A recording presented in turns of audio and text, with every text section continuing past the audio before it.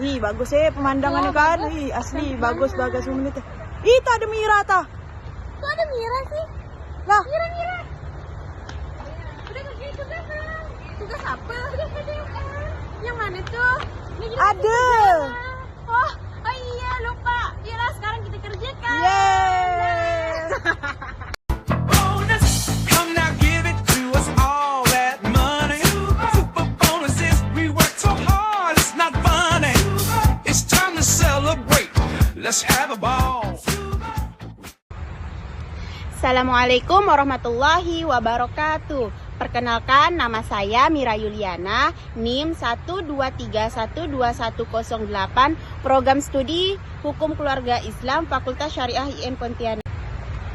Baik, pada kesempatan ini saya akan memaparkan materi mengenai hukum acara peradilan tata usaha negara yang meliputi di sini saya akan jelaskan, yaitu ada sejarah tentang PTUN di Indonesia, kompetensi PTUN, objek dan subjek PTUN, alur penyelesaian sengketa PTUN, serta asas-asas dalam hukum acara PTUN.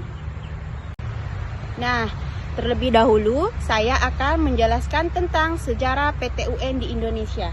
Jadi, peradilan tata usaha negara dibentuk sebagai sarana perlindungan hukum bagi masyarakat terhadap tindakan administrasi pemerintah.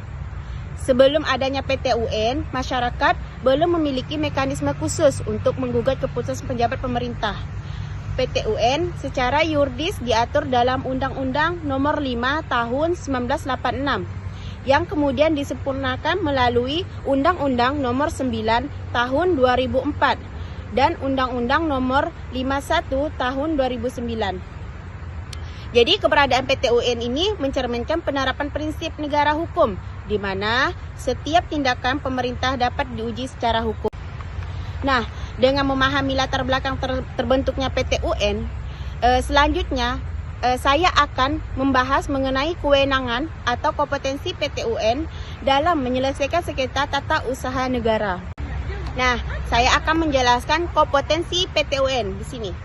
Jadi di sini kompetensi PTUN merupakan kewenangan PTUN dalam memeriksa, mengadili dan memutuskan sengketa tata usaha negara. Jadi, PTUN ini berwenang mengadili sengketa yang timbul akibat dikeluarkannya keputusan tata usaha negara oleh pejabat pemerintah yang menimbulkan kerugian bagi masyarakat. Namun demikian, PTUN tidak berwenang mengadili perkara pidana, perkara perdata murni, maupun keputusan yang bersifat politik.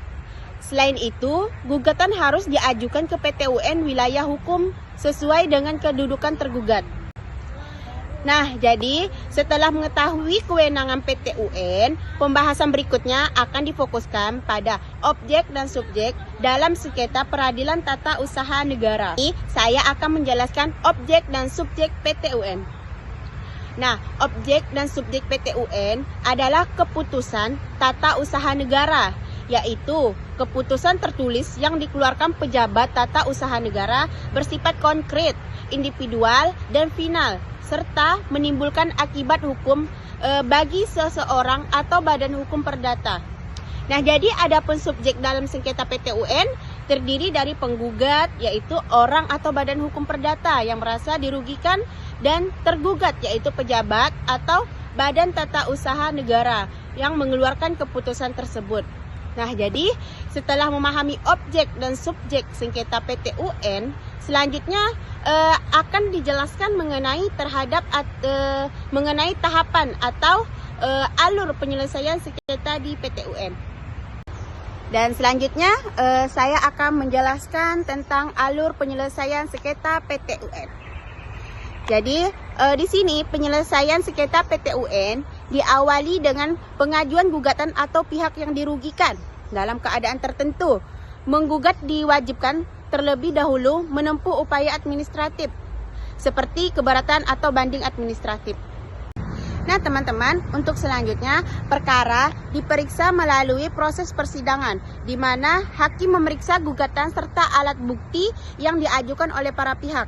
Setelah seluruh rangkaian pemeriksaan selesai, majelis hakim akan menjatuhkan putusan yang bersifat mengikat, wajib dilaksanakan oleh pejabat tata usaha negara.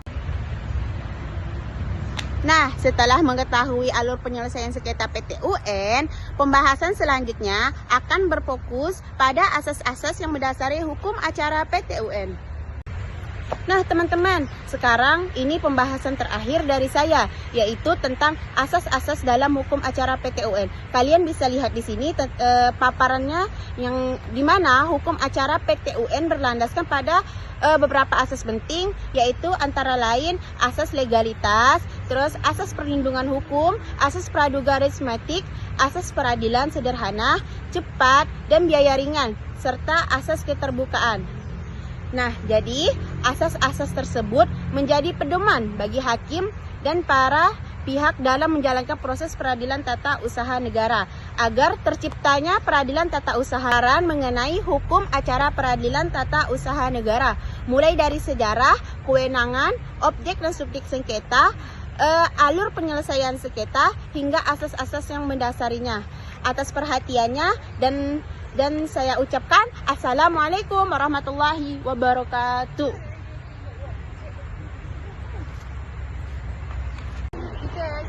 Nih. Woi budak, udah ke tugas PT UN? Sudah dong. Oh,